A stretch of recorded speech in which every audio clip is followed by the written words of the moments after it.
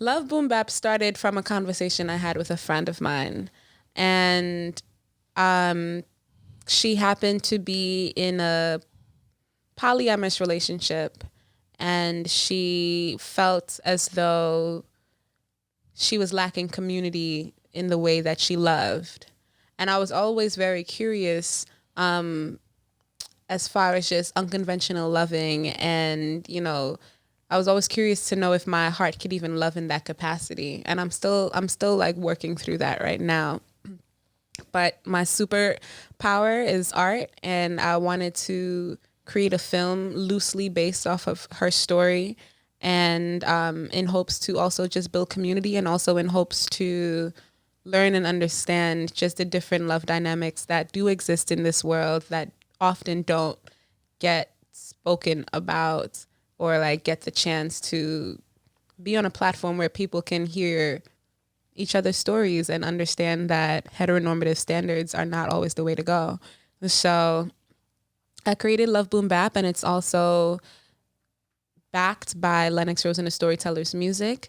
So it's just a combination of just literally everything that I'm interested in and passionate about all in one film. So that's the inspiration of Love Boom Bap and where it's at right now. So how did you go about recruiting these couples? They came to me. I'm for real. They did, and which is very telling as to like why we need to tell these stories, because people want to tell their stories and they want to hear that their story exists. You know, like not necessarily like their particular story, but like they want to know that they're not alone. I feel, you know, I want to know that I'm not alone. I want to know that someone can relate to my story as well. So I put the word out and I sent it out to Instagram and all the internets, and folks just started reaching out to me and saying that they want to be a part of it. And we just finished shooting our last interview a couple of days ago. So I can't wait for this project to grow even more, because this is just a testament of where it can be. So you think monogamy is like a religious construct? A religious construct. I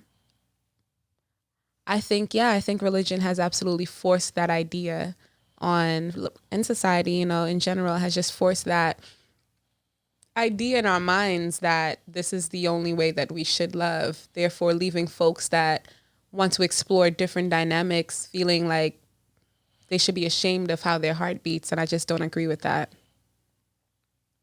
So how many couples are you interviewing? We did, well, it's a mixture of couples and also singles. Yeah, people that, you know, are on a self-love journey of their own, that, you know, are also aligned with the idea of being open to different ways of loving themselves and other people.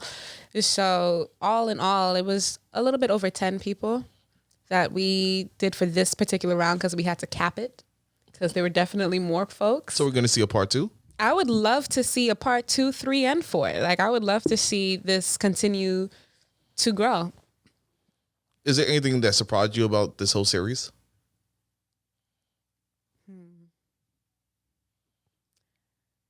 I wouldn't say that I was surprised. I would say that I was more...